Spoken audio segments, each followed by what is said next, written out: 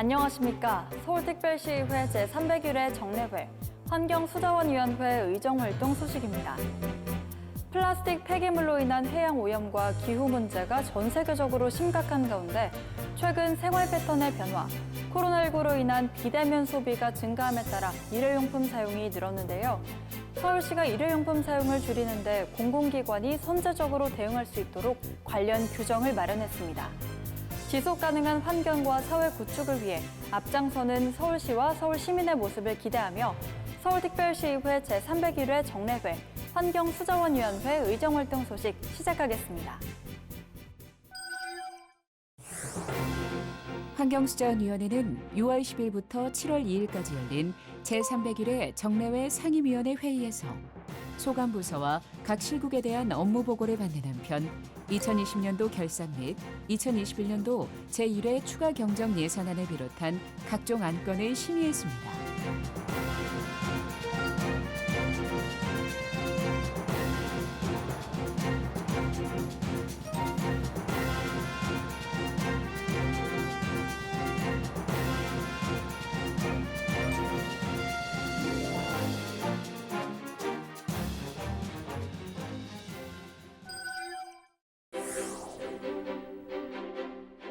환경수자원위원회는 2005년 개장 이후 15년 동안 시민들이 즐겨 찾는 문화 여가 공간 서울숲의 고질적인 주차 문제를 지적하며 개선 방법을 찾을 것을 촉구했습니다.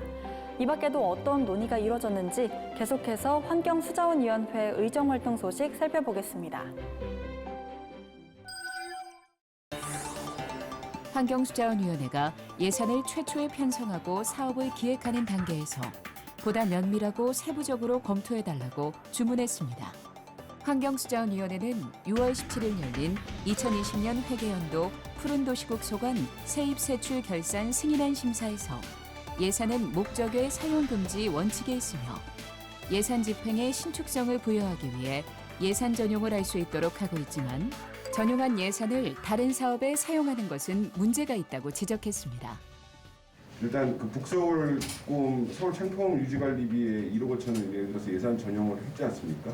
집행 전액이 사실은 남았었는데 이거를 또 리모델링 쪽으로 명시월 포괄적으로 시켜서 명시월 시켰단 말이에요. 이러한 절차가 맞는 거예요? 또한 장기 미집행 도시공원 보상사업 금융비용의 불용률이 높은 것을 강조하며 불용된 사유가 앞으로 낮아질 금리 때문이라는 집행부의 의견에 강력하게 비난했습니다. 금리가 내려가는 게 더 큽니까? 토지 보상액이 올라가는 게 더 큽니까? 누구나 다 예측 가능한 거 아닙니까? 이렇게 부동산 집가가 이게 상승하는 마당에 토지도 장기 미집행 토지라고 해도 그 토지가 작은 토지가 아니잖아요. 한편 코로나19로 어려운 상황이긴 하지만 어린이 대공원의 연간 사용료 미수납액이 누적된 점을 지적하며 미수납액 문제의 해결을 촉구했습니다.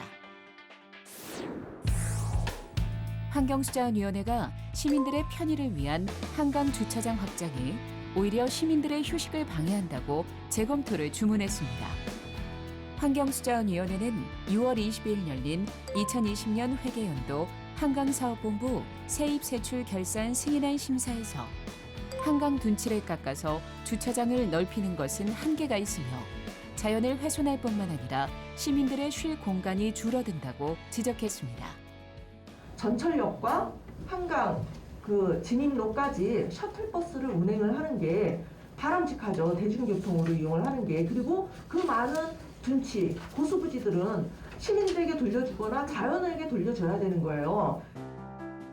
또한 선유도 보행장교 및 월드컵 분수 조성 사업이 통합되면서 일정이 늦어지는 부분을 지적하며 사업 전부터 면밀히 검토하지 못한 것에 대해 아쉽다는 의견도 있었습니다. 당초에는 왜 각각 사업을 진행하려고 결정을 하셨던 건가요? 일정은 일정대로 늦어지고 예산은 이렇게 계속 사고를 하게 되고 이런 상황이 발생을 하는 거잖아요. 한편 하천 점용 허가를 받지 않고 무단 점용하고 있는 서울 마리나의 징수 문제를 언급하며 이 문제로 인해 성실하게 징수하던 사업자에게도 악영향을 미칠 수 있다며 우려를 표명했습니다. 올해 5월 개장한 세종대로 사람숲길 걸어보신 적 있으신가요? 차도를 줄이고 넓힌 보행로 곳곳에서 꽃과 나무를 심어 도심 전체를 숲길로 조성했는데요. 세종대로 사람숲길이 조성됨에 따라 세종대로의 가로수 관리 범위가 확대됩니다. 자세한 내용 시민 리포터가 알아봤습니다. 함께 보시죠.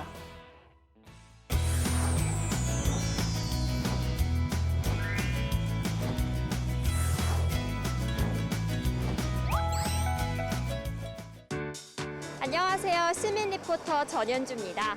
도시에서 살다 보면 걸을 곳이 없다.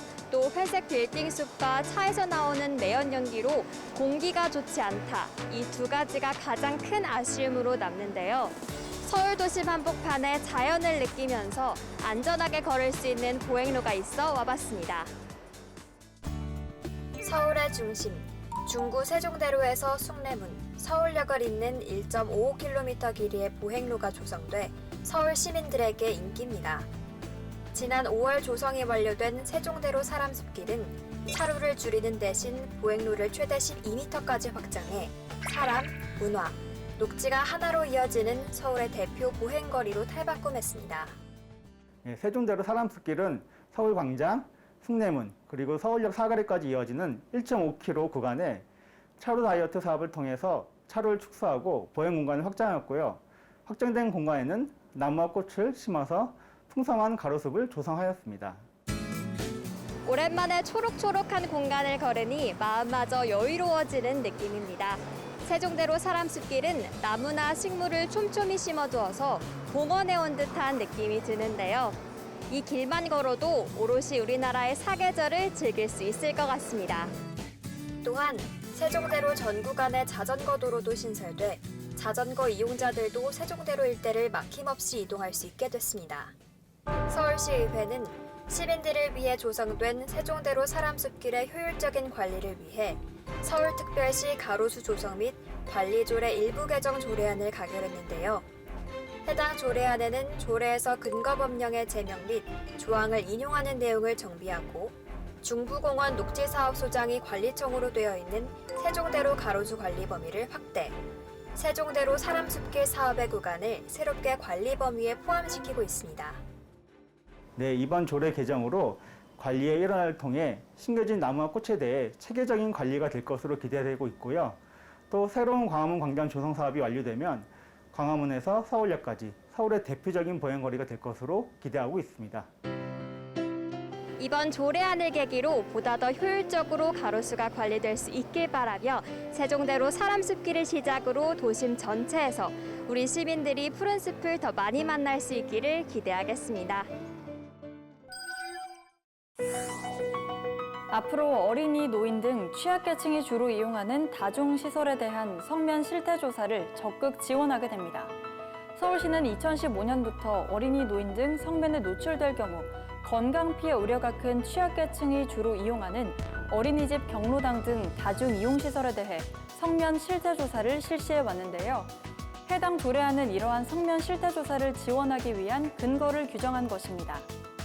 1급 발암성 물질 중 하나인 성면이 안전하게 관리되길 바라며 서울특별시의회 제301회 정례회 환경수자원위원회 의정활동 소식은 여기까지입니다. 시청해주신 여러분 고맙습니다.